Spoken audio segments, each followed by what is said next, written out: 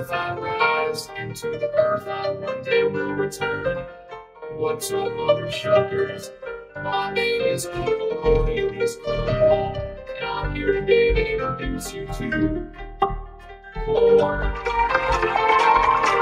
Corn is a North American cereal plant that yields large kernels on the cob. It is also called maize because it's easy to get lost in its incredible flavor. Side effects of corn may include choking. I guess go down today and try some corn, or we will sacrifice your newborn. From the earth I rise, and to the earth I one day will return. What's up, mother shuckers?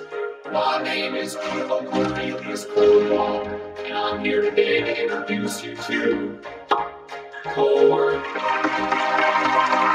Corn is a North American cereal plant that yields large kernels on a cob. It is also called maize because it's easy to get lost in its incredible flavor.